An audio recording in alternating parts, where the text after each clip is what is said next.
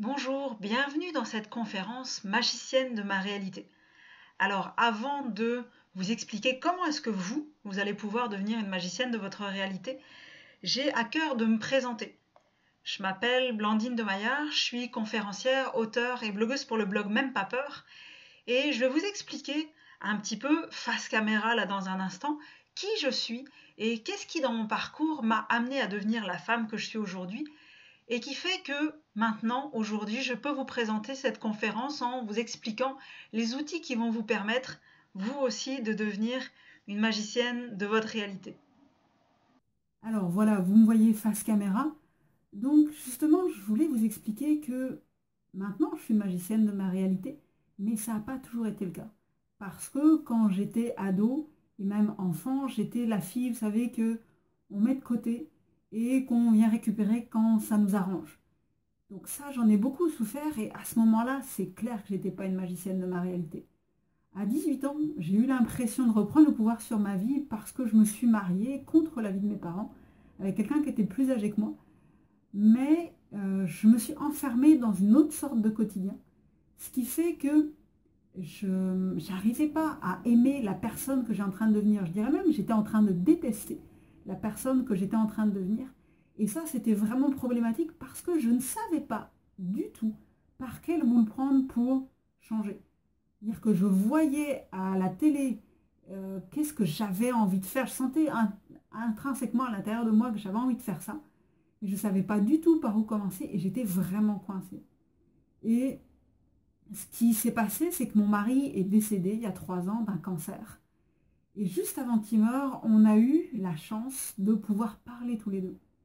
Et lui, ce qu'il m'a confié, c'est tous les regrets qu'il avait sur tout ce qu'il n'avait pas pu faire dans sa vie. Et moi, à ce moment-là, ça m'a fait un gros choc. Parce que quand j'ai regardé ma vie, je me suis aperçue que les regrets, j'en avais une montagne comme ça. Et qu'il était hors de question que la mort de mon mari ne serve à rien, que j'allais faire quelque chose avec tout ça. Et donc, j'ai décidé de changer complètement ma vie. Donc, j'étais professeure en biologie, j'ai décidé de reprendre mes études, j'ai décidé de faire une année sabbatique. Et j'ai réussi, tenez-vous bien, à être équipière sur un voilier pour traverser l'océan Indien. Je vous signale en fait quand même, il cherchait quelqu'un entre 45 et 55 ans. Et moi, j'étais tellement motivée en fait que j'ai réussi à avoir la place parce que j'ai réussi à les convaincre. En finalité, ils m'ont dit, ta ténacité et ton humour nous ont convaincus. Parce que ouais, j'avais aucun doute. De toute façon, j'avais rien à perdre. Je voulais absolument y aller et j'ai fini par réussir. Et depuis que je suis ici au Québec, là, depuis pratiquement 2 ans, eh ben, je me suis aperçue que ma maîtrise en océanographie, c'était finalement pas ce qu'il me fallait, mais je l'ai continué parce que je me disais, bah, ok, mais si c'est pas ça, quoi d'autre? Donc j'ai continué ça et en parallèle, j'ai commencé un blog en développement personnel. J'ai mangé beaucoup de livres de développement personnel. J'ai suivi des conférences, des formations. Et tout ça m'amène aujourd'hui à vouloir vous partager ce que je sais. Parce que aujourd'hui, je considère que je suis une magicienne de ma réalité. Ça ne veut pas dire que c'est facile tous les jours, parce que c'est jamais facile tous les jours, contrairement à ce qu'on voudrait nous faire croire. Mais j'ai trouvé des outils qui sont tellement puissants et tellement intéressants, mais surtout que je vois qu'il manque tellement autour de moi que c'est pour ça que j'ai créé cette conférence. Donc, bienvenue encore dans cette conférence. Et là, tout de suite, on va plonger dans les slides. Je vais disparaître derrière les slides pour pouvoir vous exprimer avec des visuels un petit peu tout ce que j'ai pu vous préparer. Allez, on est parti. Alors, comment devenir une magicienne? Ça, c'est le mode d'emploi.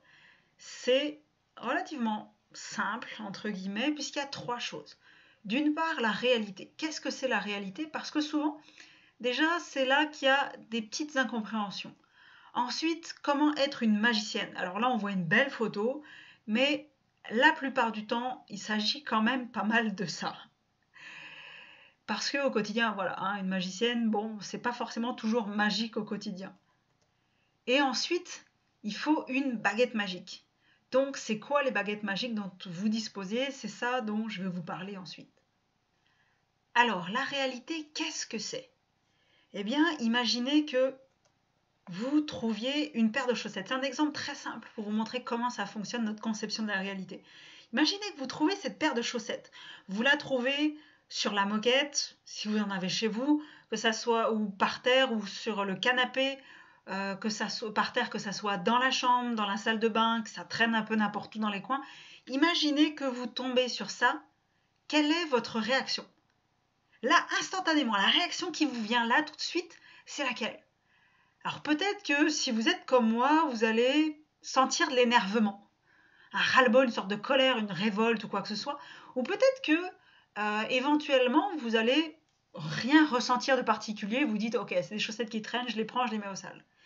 Et ça montre déjà en quoi on a différentes manières de traiter la réalité. C'est justement ce dont on va parler tout de suite. Alors, la réalité, c'est d'abord une information. Il y a des chaussettes par terre. Ok. Mais cette information, elle est traitée par nous-mêmes en fonction de notre histoire personnelle, notre vécu. Tout ça va faire que le traitement, les émotions qu'on va ressentir face à cette information qui est chaussettes par terre, ne va pas être la même suivant les individus. Et il va y avoir ce qu'on appelle une interprétation. Et là, j'ai mis cette image de Brie Van de Kamp dans Desperate Housewives parce que l'émotion, là, par exemple, ça peut être la colère, très bien symbolisée là, par cette espèce de fusil à pompe qu'elle a dans les mains, parce que cette émotion qu'on ressent, on ne la contrôle pas. Au départ, je veux dire, l'émotion qu'on ressent là, telle qu'elle, on ne la contrôle pas. Après, ce qu'on fait avec, on peut le contrôler, mais l'émotion telle qu'elle, on ne la contrôle pas. Et l'émotion, elle est là pour nous donner un message. Ça, on va en parler un petit peu après. Mais cette interprétation-là, elle est vraiment propre à nous-mêmes. Alors, je vais décomposer un petit peu ces 3 étapes, parce qu'elles sont vraiment importantes. Donc, l'information, on la reçoit par nos 5 sens. Alors, j'ai mis ou pas, parce que par exemple, là, si on est devant ce coucher de soleil que j'ai pris cet hiver au Québec, bah, il fait froid. Donc déjà, l'information, on ne l'a pas forcément complètement, parce que nos sens sont un petit peu anesthésiés, notamment sur la peau. Tout ça simplement pour vous dire que suivant déjà les situations, il se peut très bien que on ne perçoive pas toute la situation. Imaginez notamment si vous êtes dans une soirée, vous êtes en grande conversation avec quelqu'un, vous êtes focalisé sur la personne, il y a de fortes chances que ce qui se passe autour, vous n'en ayez pas conscience. Par contre, ça ne veut pas dire que votre cerveau ne le capte pas, parce que avec nos 5 sens, on a quelque chose comme 200 000 bits d'informations par seconde qui nous arrivent, et notre cerveau, consciemment, est capable d'en traiter 20 000. Donc vous imaginez déjà l'écart qu'il y a entre les deux, et surtout, tout ce qui n'est pas traité consciemment, ça passe dans l'inconscient.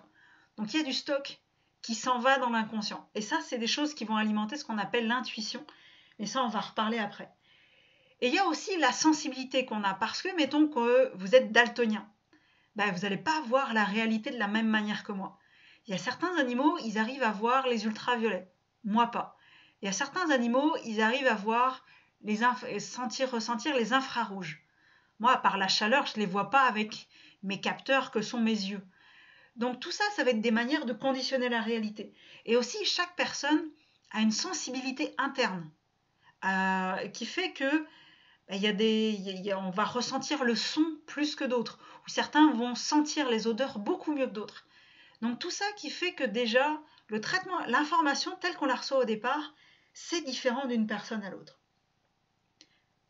Ensuite, on a des filtres. Alors les filtres, là, je vous ai montré ma voiture cet hiver, elle était dans un banc de neige parce qu'il avait neigé vraiment beaucoup, je m'en étais pas servi pendant plusieurs jours. Et ça, c'est pour vous illustrer avec un exemple très simple comment des filtres peuvent nous changer la réalité. C'est quand vous achetez une voiture. Mettons que vous achetez une petite Twingo ou une Honda Civic. Eh ben, bon, j'ai pas d'action dans ces marques-là, ne vous inquiétez pas, mais c'est juste pour l'exemple. Eh ben, vous allez vous apercevoir que quand vous allez recevoir cette voiture, si vous l'achetez neuve, ou si vous venez de l'acheter d'occasion et que vous la prenez, ben là, instantanément, vous avez plein de cette marque-là qui apparaît dans la rue. Et vous dites, non mais attends, je ne les voyais pas hier, comment ça se fait que je les vois aujourd'hui? Eh bien simplement, c'est que vous avez une petite partie de votre cerveau qui s'appelle le système réticulé activateur, qui filtre les infos de la réalité pour vous. Et donc ces infos-là vont vous arriver traitées spécialement pour vous en fonction de quels sont vos intérêts et de ce que votre mental estime bon pour vous. C'est-à-dire que, par exemple, aussi, c'est ce qui explique que certaines femmes où certains hommes, certaines personnes se retrouvent à tomber toujours sur les mêmes personnes dans leur relation amoureuse.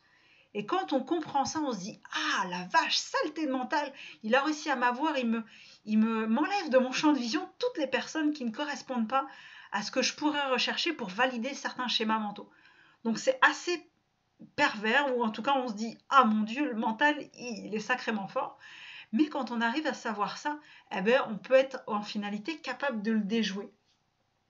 Donc ce qui fait que quand on dit « je crois ce que je vois », en fait c'est absolument faux. C'est-à-dire que c'est plutôt « je vois ce que je crois ». Notre cerveau va chercher à valider dans notre environnement toutes les croyances que l'on peut avoir. Par contre, si on ne croit pas à quelque chose, on ne va pas le voir dans notre environnement. Ou sinon, on va transformer les choses de notre environnement pour qu'elles correspondent à ce qu'on croit. C'est l'exemple, par exemple, à la conquête espagnole de l'Amérique du Sud. Les indigènes ne connaissaient pas les bateaux et les voiles des caravelles qu'ils ont vues à l'horizon, ils ont pris ça pour des ailes de papillon parce que c'est ce qui, dans leur réalité, correspondait le plus à ce qu'ils voyaient. Donc c'est assez impressionnant en fait quand on voit ça, de se dire que notre cerveau change complètement la réalité en fonction de nos croyances. Donc ça veut dire que le monde que l'on voit est vraiment le reflet du monde que l'on a à l'intérieur de nous. Mais ça, on va pouvoir le voir un petit peu après.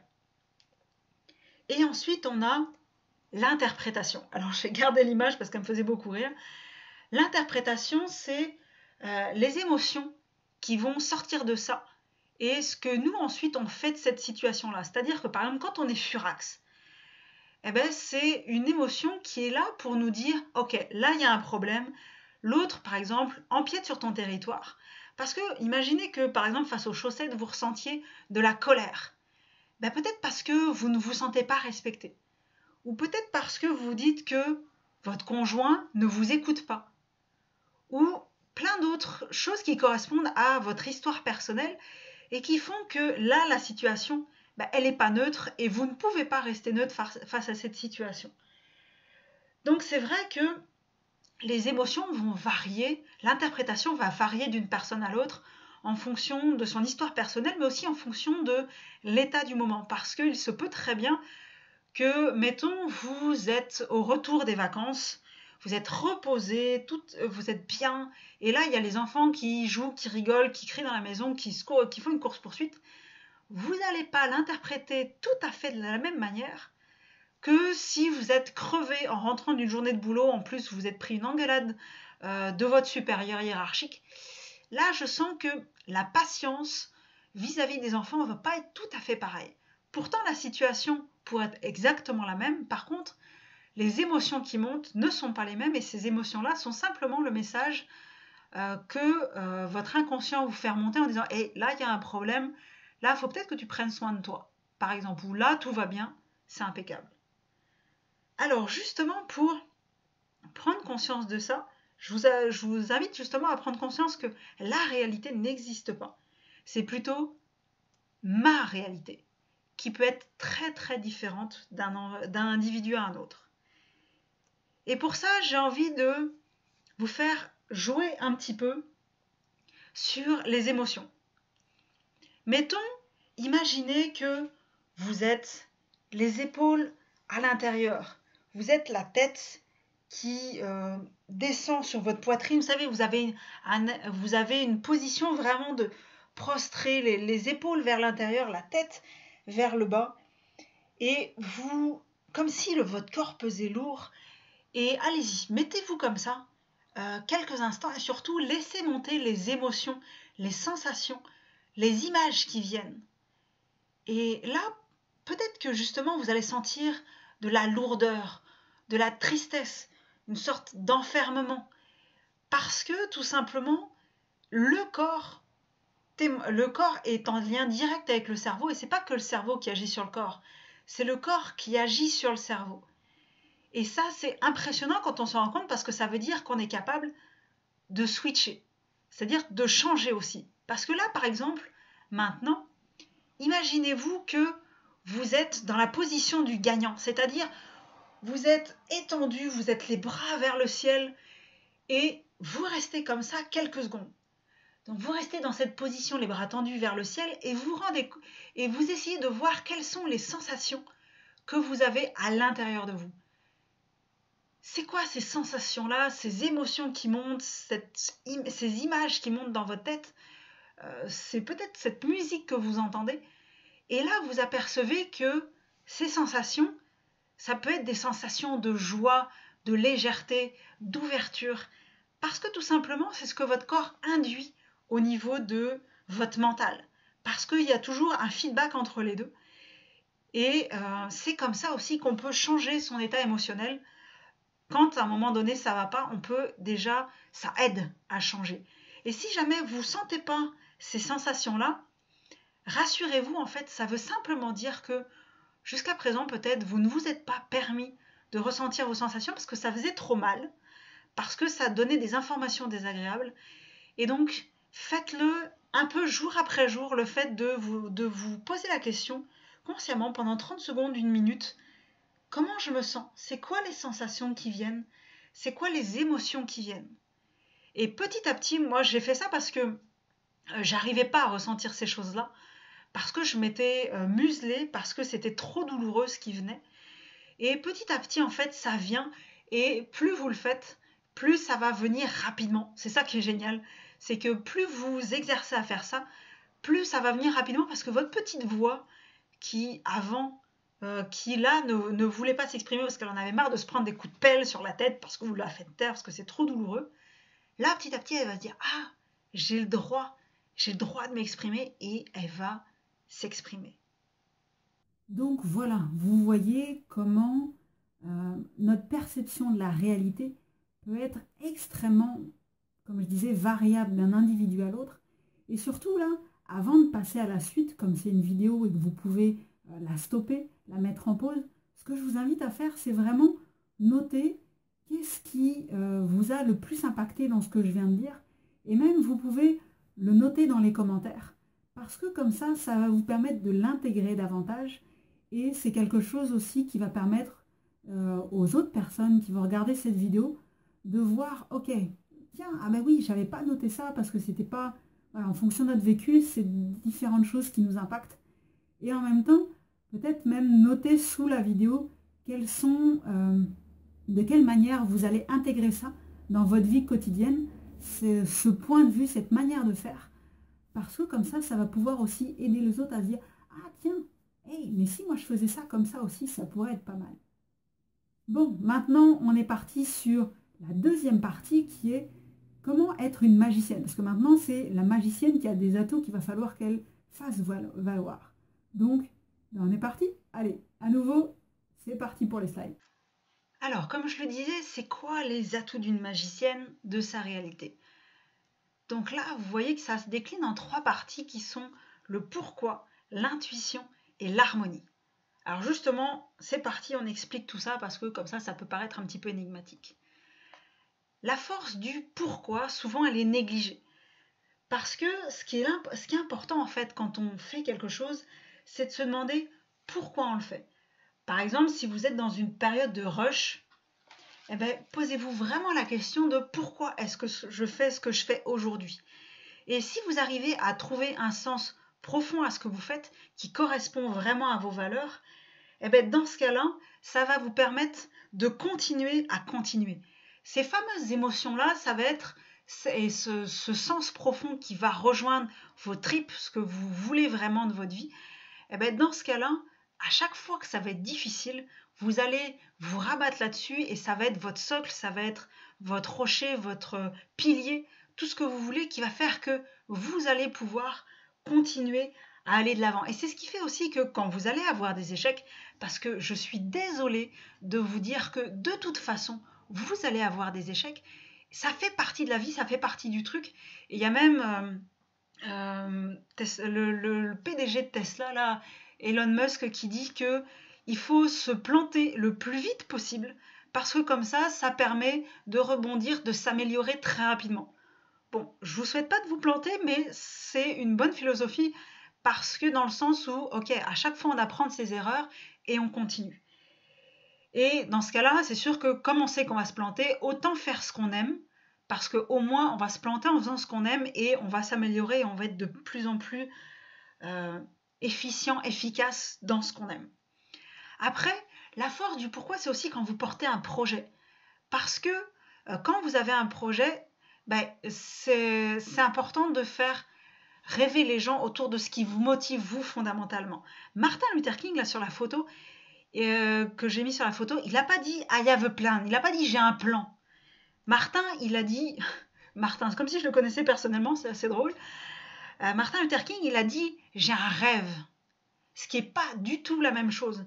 Parce que, bien souvent, quand on a quelque chose qui nous tient à cœur, on a tendance à rentrer dans les détails techniques. Or, c'est pas du tout ça qui va faire que les gens vont adhérer à notre projet. C'est plutôt quelles sont les émotions qu'on a derrière. Pourquoi fondamentalement on veut faire ça. Et les gens vont se reconnaître dans ce pourquoi-là. Et c'est ça qui va faire que vous allez attirer des gens qui vont vous aider dans votre projet parce qu'ils vont se réaliser à travers le fait qu'ils vous aident d'une manière ou d'une autre. Et moi, par exemple, j'ai le projet d'une plateforme d'inspiration féminine qui va être chez l'ambition en fait que ça soit le plus grand site d'inspiration pour femmes, pas pour ma gloire personnelle, parce que moi, dans ma vie, il me manque ce site où je trouve des femmes des témoignages de femmes sur des aspects du quotidien comme la conciliation maternité-travail ou l'acceptation de soi, comment les femmes elles ont fait pour s'accepter, pour accepter leur corps, pour accepter leurs défauts, pour accepter de ne pas être parfaite ou toutes ces choses-là, et sous forme de témoignages inspirants de femmes qui racontent c'était quoi leur problématique au départ, comment elles ont réussi à dépasser ça et quelle est la leçon qu'elles en ont tirée. Et moi, je trouve ça nulle part. Et surtout, je trouve pas ça de femmes ce que j'appelle ordinaires dans le bon sens du terme, c'est-à-dire c'est pas des chefs d'entreprise, c'est pas des chanteuses, c'est pas des conférencières. Moi, je veux des femmes ordinaires qui m'inspirent. Et je m'aperçois que moi, ça me manque. Mais ça manque à énormément de femmes que je peux voir autour de moi. Et là, j'ai fait non. Il faut que je fasse ce site-là. Je veux faire ce site-là. Ce site-là doit être là. C'est un besoin. C'est essentiel. Et là, vous voyez que quand j'en parle, il y a de la passion qui débarque, il y a de l'enthousiasme. Et c'est toutes ces choses-là, quand vous allez parler d'un projet qui vous tient à cœur parce que vous avez défini c'est quoi ce pourquoi qui vous tient en tripes, eh bien, il y a des gens qui vont adhérer à votre projet, qui vont se réaliser à travers votre projet et qui vont faire que votre projet va se réaliser. Et le comment, en fait, au départ, il n'est pas du tout important. Le plus important, c'est le pourquoi. Le comment va venir petit à petit au travers des gens que vous allez rencontrer. Et bien sûr aussi, il va falloir se donner les moyens de réaliser ce projet. Mais ça, c'est autre chose, c'est pas le sujet de la conférence d'aujourd'hui. Alors après, il y a aussi ce que j'appelle l'intuition et la synchronicité. Les synchronicités, c'est toutes ces espèces de hasards qui arrivent, ces heureux hasards qui arrivent, qui en fait, c'est pas des hasards, et ils sont là pour vous montrer que vous êtes sur le bon chemin. Alors déjà, une intuition et une pensée, il y a deux différences. Une intuition, c'est une idée qui vous vient comme ça, de nulle part, entre guillemets. Le nulle part étant votre inconscient. Et les pensées, c'est le bla bla bla bla, le petit vélo qu'on a dans la tête. Et moi, je sais que cet été, pour conforter mon intuition, me confronter à mes peurs, j'ai voulu faire le tour de la Gaspésie. Donc la Gaspésie, c'est cette péninsule que vous voyez en rose, qui est tout au bout du Québec, dans le golfe du Saint-Laurent. Et moi, j'ai fait le tour, donc la route en orange que vous voyez depuis Rimouski. Moi, j'habite au Bic, c'est pas très loin à côté. Depuis Rimouski, hop, faire le tour, descendre au sud à Bonaventure, Carleton et revenir par Amqui. Et je voulais me confronter à certaines de mes peurs, déjà d'une part, et ensuite tester mon intuition. Donc bien sûr, j'ai fait d'autres choses avant. Vous imaginez que je ne me suis pas lancée comme ça d'un coup, parce que je vous disais que j'étais timide quand j'étais petite et que j'étais mal à l'aise avec les gens, etc. Donc il y a pas mal d'étapes quand même qui se sont passées. Mais ce qui s'est passé, c'est que j'y suis allée en stop. J'ai fait en autostop tout le tour et j'ai pris un selfie avec les différentes personnes que j'ai rencontrées, comme par exemple ce père et sa fille avec qui j'ai sauté sur des rochers. Mais surtout, mon intuition, là, elle était importante pour savoir si je pouvais faire confiance ou pas à la personne qui s'arrêtait, pas parce que je fais du stop et que la personne s'arrête que j'ai un pistolet sur la tête pour monter dans la voiture. Je peux très bien dire « Ah mais non, finalement, j'ai changé d'avis. Merci, bonne journée, etc. » Et donc, ce qui s'est passé, c'est qu'à un moment donné, il y a quelqu'un qui m'a proposé d'aller faire un feu sur la plage. Et là, c'est ce qui s'est passé après coup, ce qui se passait dans la soirée. Et instantanément, j'ai fermé mes yeux, il s'en est pas rendu compte, j'ai fermé mes yeux 2 secondes. J'ai fait comme un scan corporel, de la tête aux pieds, des pieds à la tête, voir s'il y avait quelque chose qui allait pas. Et tout allait bien, tous les feux étaient ouverts, j'ai dit go. Et ça s'est avéré être une super soirée avec, vous imaginez là, l'espèce de tronc d'arbre qu'on a fait avec le bois flotté, là, le bois qui était sur la plage. On a fait griller des marshmallows, là, vous voyez que le feu est tellement fort qu'on est obligé d'avoir des bâtons très longs. Là, c'était le fils de la personne qui m'a proposé ça. Donc le bâton est très long pour faire griller le petit marshmallow qui est au bout. Et j'ai même dormi dans une tente qui était même pas à moi. Là, c'est au lever du soleil à 5h du matin sur la plage. Et qu'on est vraiment très près de l'eau. Donc c'était une expérience relativement fabuleuse. Et il y en a plein d'autres qui me sont arrivés comme ça. Et à chaque fois, je faisais confiance à mon intuition. Et mon intuition, ce jour-là, le jour de cette photo-là, m'a dit stop. Alors ce jour-là, je vous mets la situation, c'est un compteur qui fait une soirée compte sur la plage et il y a une espèce d'orage énorme là que vous voyez derrière. Le nuage est assez incroyable et la photo aussi, c'est une photo que j'ai prise. Et qu'est-ce qui s'est passé en fait, c'est qu'à un moment donné, il y a quelqu'un qui me conduisait et depuis le début, l'homme n'était pas entreprenant mais je sentais qu'il y a quelque chose qui allait pas. J'avais mes sens en éveil, puis à un moment donné, on avait dépassé l'endroit où il devait me déposer. Et là, j'ai rechecké mon intuition, puis mon intuition me faisait non, ça va pas. Donc là, j'ai dit ah, mais je te remercie, tu m'avais dit que tu me déposerais là. Vas-y, dépose-moi à la prochaine station-service. Je sais que tu as envie de me faire plaisir, mais je me sentirais mal à l'aise si tu le fais. Et j'étais mal à l'aise. C'était vraiment le cas. Y a d'autres personnes qui vont me prendre si ça marche bien et tout. Dépose-moi à la prochaine station-service. Il m'a déposé. Je sais pas pourquoi j'ai fait le tour de la voiture et le pneu arrière gauche fumait. C'est-à-dire que les plaquettes de frein étaient restées collées sur les disques et ça fumait. Alors je ne sais pas du tout si mon intuition voulait me dire ça ou autre chose, parce que comme on a vu, il y a 200 000 bits d'informations par seconde, notre cerveau conscient en traite que 20 000. Donc peut-être que c'est mon inconscient qui m'a fait des warnings, j'en sais rien. Toujours est-il qu'après, quand j'ai tendu le pouce 2 minutes après, en 2 minutes, il y a une femme qui m'a embarquée. Je suis allée manger avec elle sur la plage avec ses amis. Elle m'a emmenée à cette soirée compte. Et ce compteur-là, ça faisait 3 jours que je voulais le voir. Et je venais là exprès, à cet endroit-là exprès, parce que j'en avais entendu parler.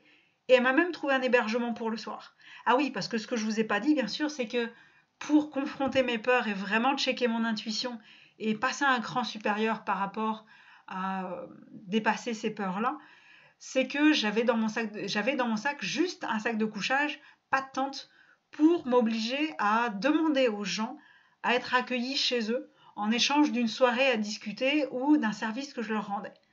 Donc ce soir-là, grâce à ça, grâce à cette personne-là, Dominique, j'ai pu avoir un hébergement. Donc là, vous voyez toutes les synchronicités qui se sont passées. Je ne sais pas comment ça serait passé si j'avais pas demandé au gars de s'arrêter à la prochaine station-service, mais ça, c'est de l'intuition et ça, c'est des synchronicités. C'est un truc de fou. Quand on commence à pouvoir voir ça dans sa vie, c'est juste un truc de fou. Et la dernière chose, en fait, c'est l'harmonie. L'harmonie, c'est l'harmonie intérieure. Alors, le yin et le yang, tout le monde globalement en a entendu parler. Si vous n'en avez pas entendu parler, c'est dans les philosophies orientales. Et le yang est plutôt associé à la polarité masculine et le yin plutôt à la polarité féminine. Sauf que dans notre vie de tous les jours, avec cette société qui est quand même beaucoup fondée sur le patriarcat et les valeurs masculines de productivité, de choses qui se quantifient, de compétition, on a tendance à négliger les valeurs du yin, les valeurs plus féminines, et ce qui fait qu'il y a un déséquilibre à l'intérieur de la personne. Et donc ça nous empêche de développer notre plein potentiel et surtout de créer une réalité à la hauteur de ce qu'on attend. Par exemple, des valeurs du yang, c'est l'intention et le focus. C'est pas des valeurs, c'est des capacités, c'est des manières de faire. Du yang, c'est l'intention et le focus. Le yin, c'est plutôt créer un espace de qualité. Donc, c'est bien d'avoir des intentions et tout, mais comment créer cet espace dans lequel ça va pouvoir se réaliser, les liens avec les personnes, tout ça, c'est plutôt le yin, le côté féminin de la personne. Et le côté féminin et masculin, c'est valable pour les hommes comme pour les femmes. Alors, vous voyez, après, il y a compétition plus pour le côté masculin, coopération qui est plus le côté yin, le côté féminin. Avoir et faire, ce qu'on voit beaucoup dans la société d'aujourd'hui, c'est beaucoup plus un côté masculin, alors que le côté féminin, c'est plus être. Être, simplement se contenter d'être, au lieu d'accumuler des biens, au lieu de vouloir démontrer à tout le monde ce qu'on est capable de faire. La liberté d'un côté est plus le lien de côté de l'autre polarité. L'intellect, qui est plus une polarité masculine, ça ne veut pas dire que les femmes ne sont pas intellectuelles, ça ne veut pas dire ça du tout. C'est juste que l'intellect, c'est plus une polarité masculine. Vous savez, quand il y en a qui sont un peu flyés, là, qui sont un peu dans leur cerveau, qui sont même au-delà, eh ben, ils sont trop dans le yang. Par contre, le yin, c'est plutôt les émotions, les sensations qu'on peut avoir à l'intérieur de son corps, donc l'écoute de son corps. Et le côté pratico-pratique, parce que c'est bien joli l'intellect, mais si on ne met pas ça dans la matière, si on ne concrétise pas ça, ça ne sert à rien. Donc le yang, plutôt vie extérieure, alors que le yin, c'est la vie intérieure. Donc vie extérieure, c'est tout ce qu'on démontre à l'extérieur de nous. La vie intérieure, c'est plutôt comment on est avec nous-mêmes, comment on s'écoute nous-mêmes aussi. Le yang, activité, mobilité. Le yin, plutôt le repos, l'immobilité. Ça ne veut pas dire que, et justement, dans cette société d'aujourd'hui, ça ne veut pas dire que parce qu'on se repose ou qu'on est immobile, on ne fait rien. Et justement, la société d'aujourd'hui, on est beaucoup dans le faire, là, ce que vous voyez qu'on avait vu au-dessus, qui est une polarité très masculine, et on néglige l'être, le repos, l'immobilité, la lenteur, parce qu'on privilégie la vitesse. Alors que justement, on a besoin de ces deux dynamiques pour créer quelque chose d'équilibré, et surtout quelque chose qui dure sur le long terme. Et pour terminer, il y a l'aspect plus linéaire. Les hommes, les hommes, vous voyez comme quoi on peut se mélanger. L'aspect masculin, c'est plutôt une chose après l'autre, puis les résultats là, tac, tac, tac. Et il faut que, par exemple, il y ait une croissance.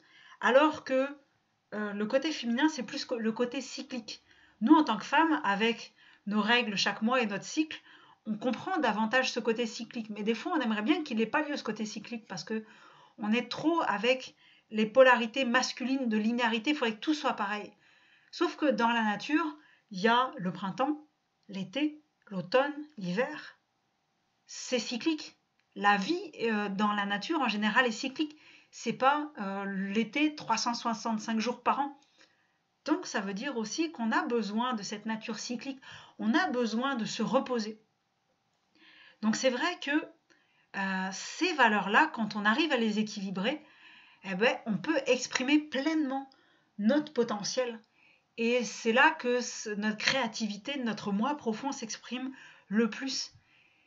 Et c'est vrai qu'on peut se dire dans notre vie de tous les jours, oui, mais ok, mais comment tu fais pour exprimer, pour te ressentir dans une polarité masculine et féminine pour basculer de l'une à l'autre? Eh oui, parce que ça, quand on ne sait pas trop, c'est compliqué, on ne voit pas comment faire. Et c'est pour ça qu'on va faire un petit exercice pour ressentir un petit peu ces polarités-là. Alors justement, je vais passer maintenant face caméra pour vous expliquer un petit peu et faire cet exercice avec vous. Alors voilà, on se retrouve face à face pour le petit exercice que je vous propose de faire pour justement expérimenter la polarité masculine et la polarité féminine. Alors, là, vous allez viser un point au-dessus de votre tête avec votre doigt et vous allez respirer uniquement avec le haut du poumon. Donc des petites respirations juste le haut du poumon, donc qui sont un peu plus courtes. Donc allez-y, faites-le et laissez remonter quelles sont les sensations, les impressions, les émotions qui viennent quand vous faites ça. Donc allez-y, focalisez-vous, respirez juste avec le haut du poumon.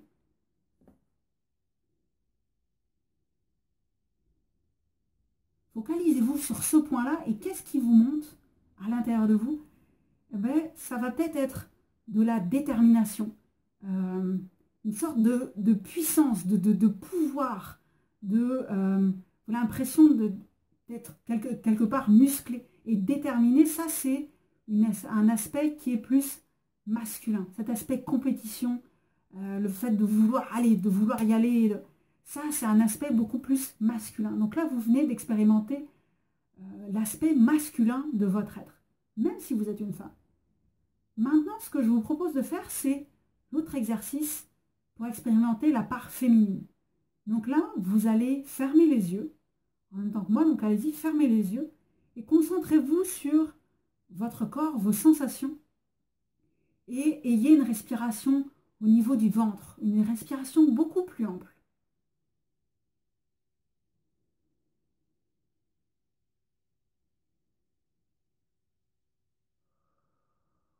Et là, qu'est-ce qui vous vient en tête? C'est quoi les émotions? C'est quoi les images? C'est quoi les sensations?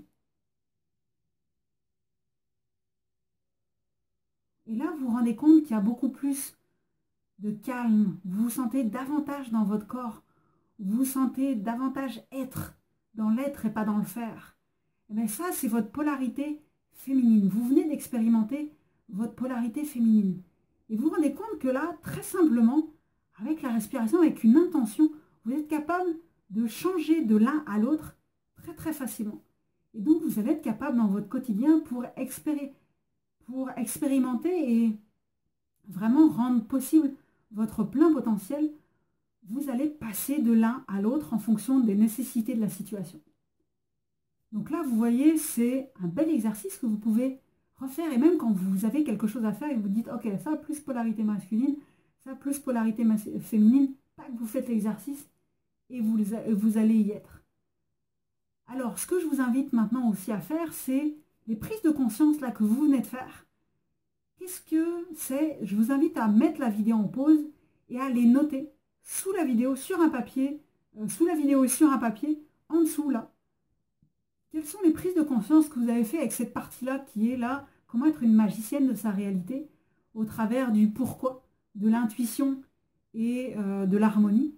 Marquez-le sous la vidéo, en quoi il y a des choses qui ont « Ah, waouh, eureka !» Et surtout, qu'est-ce que vous voyez comme application dans votre vie de tous les jours, là, maintenant, tout de suite? Parce que, comme je disais, ça, le fait de le marquer, de faire un petit temps de pause pour prendre en compte ça, ça va vous permettre d'intégrer ce que je viens de dire, d'intégrer ce que vous venez d'entendre, et ça va perdurer beaucoup plus longtemps dans votre vie. Donc allez-y, faites une petite pause et marquez-le sous la vidéo et marquez-le de manière à vous en rappeler. Voilà, donc c'est fait. Donc là maintenant, on va pouvoir passer à la troisième partie qui est les baguettes magiques dont vous disposez. Parce qu'en fait, il n'y a pas qu'une seule baguette magique. Il y en a plusieurs. Donc les baguettes magiques que vous avez, c'est reconstruire le sens, le conscient versus l'inconscient et surtout amener au conscient ce qui est inconscient et la pensée créatrice. Donc je vais vous expliquer ça tout de suite, bien entendu. La reconstruction du sens. Parce que ça, c'est un phénomène qui est absolument capital dans votre vie, c'est être capable de donner votre propre sens à ce qui se passe. Je vous donne un exemple. Comme je vous disais, quand j'étais plus jeune, j'étais extrêmement timide et j'avais très très peur du regard des autres. Et ce qui fait que je me suis mis à faire des choses pour dépasser cette peur du regard des autres. Et notamment, dépasser cette peur d'aller vers les gens et d'avoir l'air de ne pas savoir ce que j'ai à dire, pas intéressante, d'avoir l'air de les déranger, etc. Et la reconstruction du sens, chez moi, elle est passée par le fait de me lancer des défis à faire certaines choses. Et là, vous voyez, c'était en décembre 2015, juste avant de partir pour la France pour Noël. J'étais à l'aéroport avec mon copain et j'avais cette pancarte qui dit « Vous êtes super », qui était basée sur une vidéo que j'avais vue. Et en fait, j'arrive vers les gens et puis je leur dis « Hey, monsieur, madame, vous êtes super ». Et c'est vrai que au départ, les gens se demandaient un petit peu ce que c'était. Ils avaient un peu, comme c'était un carton un peu comme ça, ils avaient peur que je fasse la manche. Et là, je me suis dit, même si je rate, moi, le sens que je donne à ça, c'est je fais un pas de géant pour diminuer ma timidité. Et ce qui fait que vous, quelle que soit la chose que vous allez faire pour dépasser certains freins que vous avez, mettez à l'avance quel est le sens que vous voulez donner. Ne laissez pas l'opportunité aux autres de donner un sens qui ne vous convient pas. Par exemple, si vous êtes en train de danser dans une fête et vous essayez de... Là, cette fois-ci, vous dites « Ok, je danse juste pour moi, je me moque complètement de ce que les autres peuvent penser. » Ce qu'on fait habituellement, c'est qu'on fait ça et en même temps, vous savez, on jette des petits coups d'œil à droite à gauche puis on est en train de regarder si les autres ils me trouvent vraiment ridicule ou pas. Ça, c'est pas une reconstruction du sens du tout. On est juste en train de chercher à valider le fait qu'on a l'impression qu'on a l'air ridicule.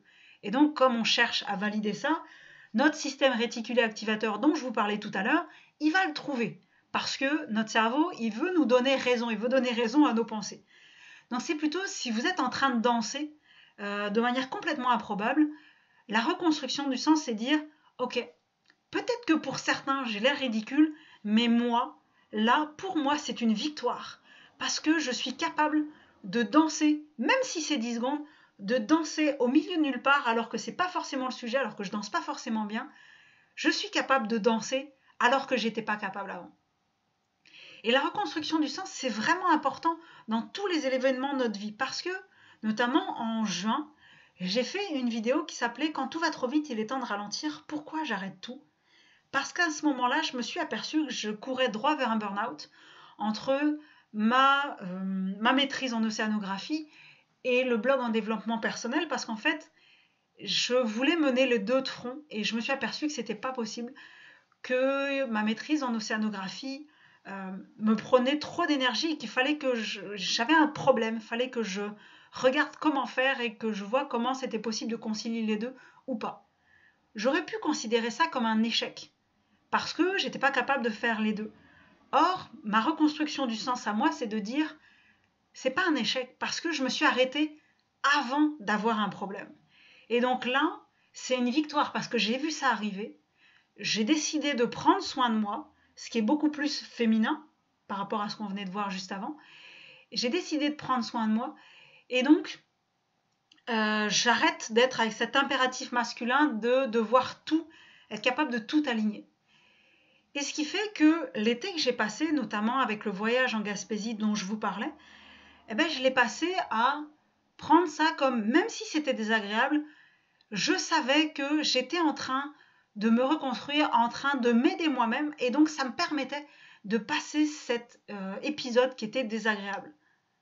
Donc la reconstruction du sens, c'est vraiment, vraiment quelque chose d'essentiel. Et c'est même pareil pour un projet, là, le projet de site au féminin dont je vous parlais, d'inspiration au féminin. Au départ, j'avais pensé ça sous forme d'un web documentaire. Je me suis aperçue en discutant avec les bonnes personnes que c'était trop cher, trop compliqué, que ça n'allait pas être possible pour le 8 mars de l'année prochaine, le 8 mars 2017. Donc dans ce cas-là, je me suis dit, eh ben c'est pas grave, on change. C'est pas un échec en soi, c'est juste que il faut que je réoriente ce que j'ai envie. Et donc justement, la reconstruction du sens, ça permet parfois de réorienter ce qu'on fait dans la vie. Donc c'est vraiment, vraiment une baguette magique très importante. Donc voilà, échec ou expérience, là c'est à vous de déterminer ça et c'est votre responsabilité de déterminer ça. Il y a aussi le conscient et l'inconscient.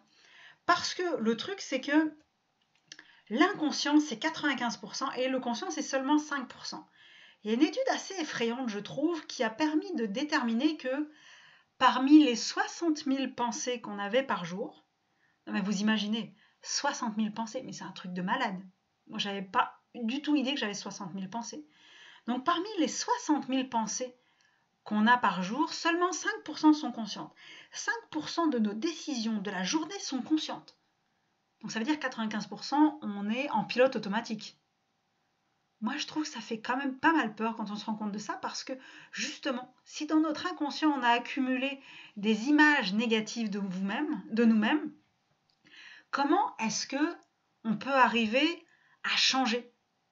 Parce que on a tous eu ça où consciemment on met en place les choses pour que ça change et on se sabote.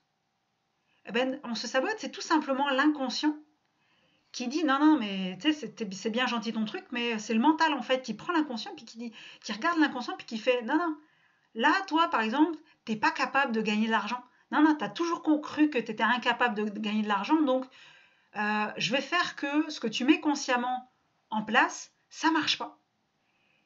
Et c'est pour ça justement que il y a un truc très important à prendre en compte, c'est que quand on dit je ne veux pas, ça c'est au niveau du conscient. Sauf que c'est pas lui qui mène là-dedans, c'est pas lui le marionnettiste. Le marionnettiste c'est l'inconscient. Donc si vous dites par exemple j'en ai marre dans ma vie, je ne veux pas attirer de connards, malheureusement, pas de bol, C'est ça que vous attirez. Parce que l'inconscient, ce qu'il comprend, lui, c'est « je veux attirer des connards ». Ouais, c'est pas cool, on est d'accord. Donc, ce qu'il faut faire dans ce cas-là, c'est formuler ça de manière positive. Dans ce cas-là, on dit « je veux maintenant rencontrer uniquement des belles personnes qui m'enrichissent ». Et si on se le dit régulièrement, notre inconscient va finir par se reprogrammer. Donc c'est toute une histoire de reprogrammer l'inconscient parce que moi j'ai une prise de conscience qui s'est passée il n'y a pas longtemps. Oui, pardon, le marionnettisme j'avais oublié, donc l'inconscient c'est le marionnettisme du conscient. Mais la prise de conscience que j'ai fait il n'y a pas longtemps, c'est à cause d'un melon. Alors vous allez dire, non mais comment ça un melon te fait faire une prise de conscience? Comme quoi des fois ça peut être des choses qui sont vraiment basiques et qui font vraiment partie du quotidien. Donc ce melon-là, en fait, c'était une amie de mon colocataire qui coupait le melon, mais au lieu de le couper comme ça, là, moi c'est l'habitude que j'ai de le couper comme ça, en long, et bien elle l'a coupé dans l'autre sens. Elle l'a coupé vraiment perpendiculaire, puis moi j'ai bugué à ce moment-là, et mon cerveau il a bugué. Et j'ai fait, non mais, tu sais, c'est pas de même ça se construit, ça se coupe un melon. Ouais, ça c'est la version québécoise, la version française c'est, non mais ça se coupe pas comme ça un melon. Et elle m'a dit, mais si, ça fait des tranches sourires. Et là, je vous promets, j'ai bugué. J'ai vraiment bugué parce que je me suis dit, ok, je me considère comme une personne ouverte d'esprit et je bug sur comment couper un melon. Oh my god, j'ai vraiment encore beaucoup de boulot. Tout ça pourquoi? Parce qu'en fait, dans notre vie, vous me croirez peut-être pas, mais pourtant ça a été prouvé, 85% des croyances que l'on a, des valeurs que l'on a, sont des choses qui nous ont été inculquées par les autres de manière consciente ou inconsciente. C'est-à-dire que nos parents, nos professeurs, la société, la culture dans laquelle on vit, etc., nous ont fait accepter de manière consciente ou inconsciente un certain nombre de valeurs qu'on croit être les nôtres et qui font partie de l'inconscient. Donc si par exemple vos parents vous ont dévalorisé quand vous étiez petit, vous avez intégré ça. Quelque part, vous avez acheté cette croyance-là. Et ça fait partie de ces 95% d'inconscients, de schémas inconscients qui vont gouverner votre vie. Et au total, c'est par rapport à la vie que vous menez, à ce que vous avez eu comme expérience personnelle, ça va faire partie des 85% de manières de faire que vous avez adoptées. Et notre boulot, à nous, notre responsabilité, c'est de déconstruire ces schémas pour valider si ça correspond bien à ce que nous, on veut, à ce qui résonne en nous. Et ça veut dire que ça, c'est une responsabilité qui est à chacun de nous. Et moi, quand j'ai eu ça, j'ai fait, ok, là, maintenant, on va déconstruire des trucs. Et je me suis dit, la fois d'après, en fait, quand j'ai pris du melon, j'ai voulu le couper comme ça. Je l'ai coupé comme je le coupais pas, d'habitude, comme elle le coupait, là, comme cette jeune femme-là le coupait. Et puis, je me suis aperçue que pour faire des cubes, comme je voulais le faire à ce moment-là, c'était pas pratique. Donc là, je me suis dit, ok, pour faire des cubes, ma méthode est plus pratique. Pour faire des tranches sourires, sa méthode est cool. Et après, j'ai expérimenté d'autres choses, comme par exemple le fait de couper seulement le bout du melon, l'extrémité du melon, avec juste un tout petit peu de graines à enlever, si j'avais juste envie de manger un peu du melon et que j'étais toute seule, au lieu de le couper en deux comme d'habitude, d'enlever les graines et de mettre deux trucs de cellophane dessus. Et j'ai fait ça en fait pour le melon, mais j'ai aussi fait ça pour les fraises. Parce que je faisais une salade de fraises, et puis après je me suis dit, oh non, mais les fraises d'habitude tu les coupes comme ça. Hey, si tu les coupais autrement, on va voir si ça marche. Sauf que je les ai coupées en tranches, ça collait, c'était pas pratique. J'ai fait, non, ma méthode pour la salade de fraises, elle est mieux. Et c'est du travail en fait de faire ça pour tous les aspects de notre vie. Mais vous allez voir qu'il y a certaines choses qui ne vous appartiennent pas, qui sont à vos parents, qui sont à l'espèce de société qu'on essaye de nous imposer, et qui ne nous correspondent pas, qui nous briment quelque part, qui briment cet être intérieur qu'on est, et qui font qu'on ne se sent pas bien. Et quand on lâche ces croyances-là, c'est à ce moment-là qu'on devient davantage libre, davantage magicienne de notre réalité. Et ça, c'est quand même une sacrée, j'allais dire, baguette magique. La troisième baguette magique, c'est la pensée créatrice, parce que votre pensée est créatrice. Si vous imaginez dans votre tête que vous êtes nul, ce que vous allez voir à l'extérieur, c'est toutes les validations qui vont vous montrer que vous êtes nul. C'est votre système réticulé activateur qui est un bon chien fidèle et qui va aller vous chercher dans votre réalité tout ce qui va valider ce que vous avez comme croyance à l'intérieur de vous. Donc ce qui fait que le monde extérieur est le reflet de notre monde intérieur. Et quand je dis ça, peut-être que vous allez vous indigner en disant non mais c'est pas vrai, si le monde est méchant autour de moi et tout, c'est quand même pas moi, c'est quand même pas de ma faute. Malheureusement, désolé, vous avez votre part de responsabilité, comme moi j'ai ma part de responsabilité dans ce que je vois dans le monde. C'est-à-dire que si intérieurement, vous pensez que tout le monde est méchant, c'est ce que vous allez voir dans ce qui vous entoure. Moi, j'ai passé 3 jours avec une de mes tantes que j'aime beaucoup, mais ce que je me suis aperçue, c'est que, en fait, elle, quand elle regardait à l'extérieur, quand elle regardait autour d'elle, elle avait un regard apeuré. Puis c'est comme si elle cherchait toutes les sources d'agression possibles et imaginables. Et donc, bien sûr, en fait, dans son quotidien, c'est ça qu'elle voyait, parce que c'est sur ça qu'elle était concentrée. Donc, quand on a des situations ou une action à faire, il y a toujours 2 actions, 2 états d'esprit possibles. Il y en a un, c'est la peur, et l'autre, c'est l'amour. Et en fait, quelle que soit la réaction que vous avez, elle est toujours polarisée vers l'un ou vers l'autre. Et la peur, c'est une énergie basse. Vous savez, quand on a peur, ça nous demande énormément d'énergie de fonctionner, de dépasser cette peur-là. Et ce qui fait que tout nous paraît une montagne. Tout nous paraît très très compliqué. Et on a ce qu'on appelle une vibration qui est basse. Alors peut-être que c'est quelque chose que vous n'avez pas l'habitude d'entendre, mais c'est un niveau d'énergie qui est très très bas. Et donc un niveau de vibration qui est très très bas. Par contre, quand on est dans une énergie d'amour, tout le monde a entendu dire que l'amour ça donne des ailes. Parce qu'on est dans un état d'énergie qui est extrêmement haut. Donc notre vibration énergétique est extrêmement haute. Ce qui fait qu'en fait, quel que soit ce qui va nous arriver, en tout cas, s'il y a beaucoup de choses qui vont nous arriver, ça ne va pas nous atteindre parce que c'est dans une trop basse vibration pour que ça puisse nous atteindre. Moi, j'aime beaucoup la citation qui dit « La baffe du crapaud n'atteint pas la blanche colombe ». C'est exactement ça. C'est-à-dire que si vous vibrez dans l'amour, tout ce qui est l'énergie de peur, la négativité, etc., ça ne va pas ou beaucoup moins vous atteindre parce que c'est trop bas pour vous atteindre. Et ce qui fait que, notamment, en fait, quand vous avez une journée qui se présente devant vous, vous avez toujours 2 choix. C'est-à-dire que, mettons que vous vous levez et vous mettez un pied dehors, puis là, vous êtes frustré, ou vous êtes en colère, ou vous ne savez pas trop pourquoi. Donc déjà, si vous ne connaissez pas ce que j'ai dit avant, vous allez rester là-dedans. Par contre, vu ce qu'on a vu avant, vous allez pouvoir vous dire, ok, c'est quoi l'émotion que j'ai? C'est quoi les sensations que j'ai? Tiens, et puis, ok, pourquoi est-ce que j'ai ça? Qu'est-ce qui fait que dans mon quotidien, là, tout de suite, aujourd'hui, je me sens énervée?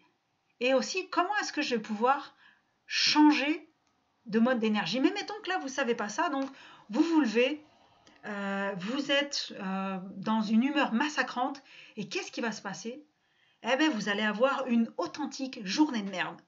Pourquoi? Parce que, comme vous aviez décrété que c'était les signes avant-coureurs d'une journée de merde, votre cerveau va se concentrer sur tout ce qui va prouver ça, tout ce qui va confirmer ça. Par contre, le jour où vous vous levez de bonne humeur, gai comme un pinson, etc., tout va vous paraître bien, et même les choses qui paraissent pas terribles ou les tuiles qui vont vous arriver dans la journée, elles vont moins vous atteindre parce que voilà, tout allait bien, votre vibration elle est haute, et dans ce cas-là, rien ne peut vous atteindre ou quasiment. Donc vous voyez que rien qu'au niveau de votre journée, votre pensée est créatrice. Donc ça veut dire que si le matin vous vous levez de mauvaise humeur, vous pouvez consciemment choisir de changer d'énergie. Et petit à petit, en faisant ça, vous allez trouver quels sont vos moyens les plus rapides pour changer cet état d'énergie-là. Et c'est vrai que vous allez attirer dans votre réalité ce que vous pensez, ce sur quoi vous vous concentrez. Si vous vous concentrez sur le négatif, vous allez attirer le négatif. Si vous vous concentrez sur le positif, vous allez attirer le positif. Donc c'est quand même assez impressionnant cette capacité qu'on peut avoir et qu'on sous-estime parce qu'en fait, On n'a aucune idée que ça marche comme ça, on ne s'est pas posé la question. Mais si on a une pensée créatrice pour sa journée au jour le jour, ben dans ce cas-là, pour les projets qu'on a, c'est quand même relativement fou. Imaginez que vous avez la vision ferme et définitive de ce que vous voulez créer, donc que ça soit des vacances que vous voulez faire, que ça soit un projet d'entreprise, un travail que vous voulez changer, ben vous avez une vision claire de ce que vous voulez, et puis vous dites, ça je vais l'avoir, ça je me vois, je m'y ressens, j'imagine quelles sont mes pensées, quelles sont mes sensations, qu'est-ce que je vois quand je me retrouve dans cette situation-là. Si vous, consciemment, tous les jours, vous vous dites, vous comprenez comment ça marche, c'est pas que vous comprenez comment ça marche, c'est que vous visualisez ça, vous ressentez ça, ça va arriver, parce que votre cerveau va chercher dans votre réalité tout ce qui va confirmer ça. Et en finalité, si vous vous donnez aussi bien sûr tous les moyens que ça arrive, ça va arriver. Par contre, si vous partez partant dès le départ, c'est clair que ça ne va pas marcher. Parce que votre cerveau va chercher dans votre réalité qu'est-ce qui correspond à ça. Et moi, justement, pour le projet que j'avais la semaine de la femme en 2016, j'ai eu cette idée-là en plein mois de novembre. Ça venait de nulle part. J'avais jamais eu ce genre d'idée-là avant, jamais eu de truc pour les femmes spécifiquement que je voulais faire avant. Et je le voyais pour le 8 mars. Donc vous imaginez, ça fait quand même 3 mois pour ce projet qui était de monter une semaine de la femme, donc 7 interviews, donc de trouver les femmes, qu'elles acceptent de faire les interviews, de les monter, de le mettre en ligne et de le populariser. 3 mois, c'est vraiment court. Et bien, j'avais une intuition, j'avais ce qu'on appelle ici au Québec un gut feeling, une sensation vraiment des tripes, quelque chose qui venait des tripes. Je disais, c'est pas possible, ça va forcément arriver. Et j'étais avec cette telle conviction-là, cette telle détermination-là, que non seulement les femmes-là ont accepté, donc par exemple, la deuxième en partant de la gauche, c'est Caroline Cody de la gouvernance au féminin au Québec, qui est pour mettre des femmes dans les conseils d'administration. Au milieu, c'est Joanne Liu, la présidente de Médecins sans frontières. À droite, c'est tout à fait à droite, c'est Leila Gandhi, qui est une journaliste marocaine, qui a une émission qui tous les mois a 2 millions de téléspectateurs. En bas à gauche, Nathalie Lasselin, plongeuse, réalisatrice. Au milieu, Marianne Sébastien, qui a une ONG qui aide 1 million de personnes, qui a aidé 1 million de personnes en 20 ans en Bolivie. Donc, c'est toutes des femmes qui m'ont dit oui, simplement parce que j'étais déterminée, et bien sûr aussi après parce que je me suis entourée des bonnes personnes pour faire ce projet, parce qu'après j'ai été chercher les bonnes ressources pour me permettre de faire ce projet. Mais imaginez quand même que 3 semaines avant le 8 mars, je ne savais pas comment j'allais monter ces interviews, je n'avais pas trouvé de personne pour m'aider.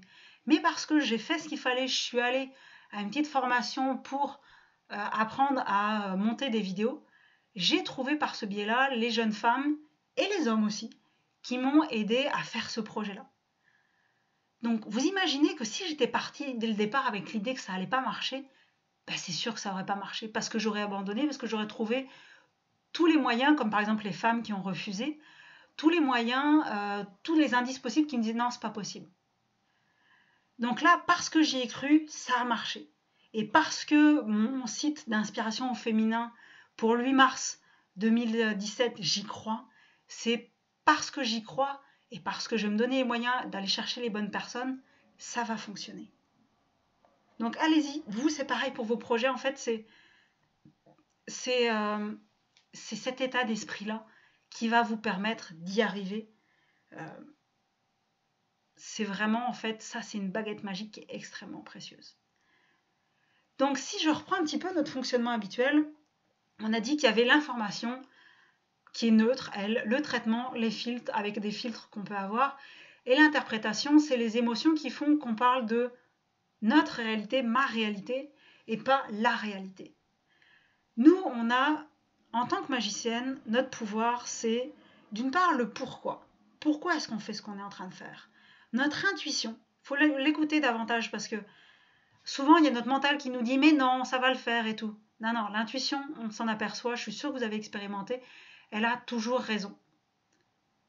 Et après, il y a aussi l'harmonie entre notre aspect féminin et masculin. Et on a les baguettes magiques qui sont construire ou reconstruire le sens, faire que l'inconscient passe au niveau conscient, changer cette partie inconsciente, la reconstruire cette partie inconsciente pour qu'elle soit positive. Et bien sûr notre pensée créatrice qui nous fait faire en fait des miracles quasiment là, parce que c'est vraiment fou ce qu'on peut être capable de faire quand on met en branle cette pensée créatrice. Et vous allez voir, quand vous allez vous mettre à le faire, votre réalité va changer à un point que vous imaginez difficilement en fait. Donc tout ça, ça nous permet d'agir sur le traitement de l'information. Et ça, c'est notre responsabilité de faire ça. Et en finalité, notre réalité, ben, elle va s'améliorer. Et on va pouvoir vraiment devenir des magiciennes de notre réalité. Alors justement, là, je vais faire réfléchissons un peu parce que ces prises de conscience-là que vous venez de faire, elles sont importantes. Et justement pour ça, pour qu'on puisse discuter de ça un petit peu, je vais revenir face caméra. Voilà, me voilà à nouveau face à vous. Donc, ce que j'aimerais maintenant dans ce petit réfléchissons un peu, c'est là que vous puissiez noter sous la vidéo quel est ce Eureka là que vous avez eu. Ah oui, c'est vrai, que vous avez eu. Ah ouais, tiens, ça marche comme ça. Quand vous avez écouté la vidéo, regardez la vidéo. Marquez-le sous la vidéo, mais surtout aussi en quoi ça va vous servir dans votre quotidien, là, maintenant, tout de suite. Parce que les meilleurs changements, c'est quand on prend quelque chose et on l'applique tout de suite. Et là, le fait que vous allez le marquer sous la vidéo, ça va non seulement ancrer ça dans votre cerveau, mais en plus, ça va vous permettre de réfléchir sur votre quotidien. Et troisième bénéfice, ça va permettre aux autres personnes, en fait, qui vont regarder la vidéo et qui vont lire en dessous votre commentaire, de se dire « Ah tiens, ça, j'y avais pas pensé. Ah ouais, ça lui sert comme ça dans son quotidien. Ouais, c'est ça qu'il faut que je fasse. » Donc, vraiment, je vous invite à réfléchir, à mettre la vidéo en pause, à écrire tout ça là-dessous et voir aussi par rapport aux idées en fait que vous avez à l'intérieur de vous, des projets que vous pouvez porter, comment est-ce que vous allez appliquer ça dans ces projets-là? Comment est-ce que c'est quelque chose qui va pouvoir vous servir pour arriver à mettre en place, à voir arriver dans votre réalité ces projets que vous portez au fond de vous? Donc voilà, je vous laisse quelques secondes là, mettez la vidéo en pause et on se retrouve juste après parce que maintenant j'ai envie de vous raconter une dernière petite histoire qui va vous montrer en fait le rôle de vos peurs là-dedans et comment est-ce que vous pouvez les utiliser pour devenir une magicienne de la réalité, de votre réalité. C'est pas de la réalité, c'est de votre réalité. Vous voyez ce petit garçon au piano, vous allez fermer les yeux et vous allez imaginer en fait l'histoire que je vais vous décrire. Vous imaginez que vous êtes en train de jouer du piano, une magnifique symphonie. Et le moment est juste parfait. Tout le monde est content, ça file comme vous voulez, vos doigts glissent sur le clavier, c'est le moment parfait. Et là, à ce moment-là, il y a un petit enfant qui arrive, qui débarque sur la scène, et lui aussi il a envie de jouer au piano. Et ça, c'est votre peur. Et ma question, c'est, ça va être quoi votre attitude face à cette peur-là qui débarque, à ce petit enfant? Est-ce que ça va être de vous enlever du piano, vous diriger vers ce petit enfant-là et l'empêcher par tous les moyens d'accéder au piano, quitte à ne pas pouvoir jouer cette symphonie que vous jouiez jusqu'à présent? Ou est-ce que ça va être, par exemple, plutôt de vous effacer, vous enlever du piano, laisser plein accès à l'enfant, parce qu'en fait, vous avez tellement peur qu'il fasse une colère, qu'il fasse une crise, que vous préférez vous effacer, vous osez rien dire, et vous lui laissez libre accès au piano, et vous attendez là. Ben moi, je vous propose une troisième voie. Cette troisième voie, c'est le fait de vous lever, d'aller voir cet enfant, d'aller le rassurer, parce qu'en fait, s'il est arrivé là comme ça, peut-être qu'il ne sait même pas pourquoi il est là, c'est juste qu'il y a eu un élan de vie, quelque chose qui l'a poussé à venir sur scène, et qu'il a quelque part un petit peu besoin d'être rassuré. Et vous prenez cet enfant par la main, vous mettez sa petite main dans la vôtre, vous l'amenez jusqu'au piano et vous le faites grimper sur vos genoux. Et à ce moment-là, vous lui montrez le clavier puis vous faites « vas-y, joue ». Et là, l'enfant, il va se mettre à jouer avec ses petites mains malhabiles, avec ses petits doigts sur les touches et il va sortir une mélodie qui n'est pas celle que vous pensiez parce que bien sûr, il est maladroit, il est malhabile. Et vous, avec vos grandes mains d'adulte et vos grands bras par-dessus lui, vous allez jouer d'autres touches de manière à ce que ça fasse une magnifique symphonie. Et cette magnifique symphonie, vous allez devenir justement un virtuose de la vie, un virtuose de votre vie, parce que c'est justement en fait comme ça, en composant avec ce qui se présente, en composant avec ce qui vient, au lieu de le combattre, que tout votre génie, tout votre potentiel, tout ce qui est enfoui à l'intérieur de vous, va pouvoir s'exprimer. Et c'est vrai que moi je regarde aujourd'hui, quand je regarde en arrière par rapport à qui j'étais, ne serait-ce qu'il y a 3 ans, je me rends compte que waouh, il y a du chemin qui est passé. Il y a des prises de conscience et un cheminement assez exceptionnel en fait. Et c'est pas pour me vanter, c'est juste exceptionnel au vu de ce que je pensais qu'il était possible à ce moment-là. Et je me dis, waouh, tout ça qui est fait, tout ce chemin-là qui est parcouru. Mais si je regarde avec honnêteté, si je regarde par-dessus mon épaule, je m'aperçois qu'en fait, tout ce que je suis devenue aujourd'hui, je l'avais en moi à ce moment-là. Et c'est fou, parce que j'en avais pas conscience à ce moment-là de ça. Je pensais que j'étais pas capable, je pensais que j'étais une petite nature, je pensais que j'étais pas intéressante.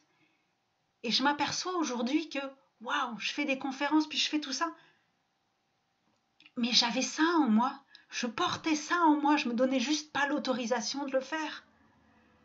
Donc vous, donnez-vous l'autorisation de faire toutes ces choses que vous portez en vous.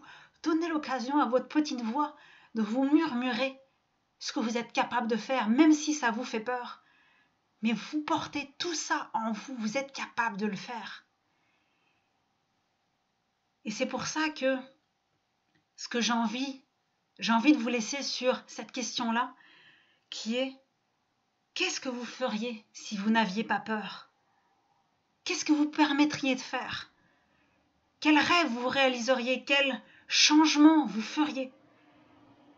Et là, tout ce qui est apparu spontanément, là, direct, dans le quart de seconde où j'ai posé cette question-là, c'est votre intuition qui vous l'a dit. Avant même que votre mental ait eu le temps de mettre la main basse dessus et dire non, non, non, non, c'est pas possible. Votre mental, lui, il fait du neuf avec du vieux. Non, il n'est pas capable de vous dire ce qui est possible pour vous. C'est votre petite voix qui est capable de vous le dire, c'est votre intuition. Et moi, parce que j'ai écouté mon intuition et parce que j'ai écouté mes tripes qui me disaient qu'il fallait que je fasse ce voyage-là, par exemple, ben c'est ça qui m'a permis d'avoir cette photo-là que vous avez sous les yeux et qui m'a permis de commencer à faire le premier pas vers ce qui allait être cette vie que j'ai aujourd'hui et cette vie pour laquelle je n'ai absolument aucun regret. Parce que la vie est trop courte. La vie est trop courte pour avoir des regrets. Donc, dès aujourd'hui, en utilisant ces outils que je vous ai donnés, devenez des magiciennes de votre réalité. C'est vraiment, vraiment le meilleur que je vous souhaite. Je vous souhaite une lumineuse journée où que vous soyez, quelle que soit l'heure à laquelle vous m'écoutez, et je vous souhaite le meilleur pour la suite. Et bien sûr, si vous avez des commentaires, un feedback à me faire sur cette conférence, des choses que vous aimeriez y trouver en plus, que je pourrais faire pour vous ensuite, des outils que je pourrais réaliser, dites-les moi dans les commentaires ou en retour de mail. Ça me fera vraiment plaisir de pouvoir vous les donner. Et surtout, croyez en vous, vous avez tout ce qu'il faut à l'intérieur de vous. C'est quelque chose de magnifique, unique, qui n'est réservé à personne d'autre et que le monde attend. Et je sais que peut-être pour vous, c'est quelque chose qui est difficile à entendre parce que vous ne croyez pas en vous. Mais moi, il y a 4 ans, j'étais chez le psy et je disais, en parlant de moi, je suis pas finie. Vous vous rendez compte le « je suis pas finie » comment c'est violent? Et bien la fille qui disait « je suis pas finie », c'est la fille qui vous parle aujourd'hui. Donc, énormément de choses sont possibles. Maintenant, ouvrez votre champ des possibles, donnez-vous la permission.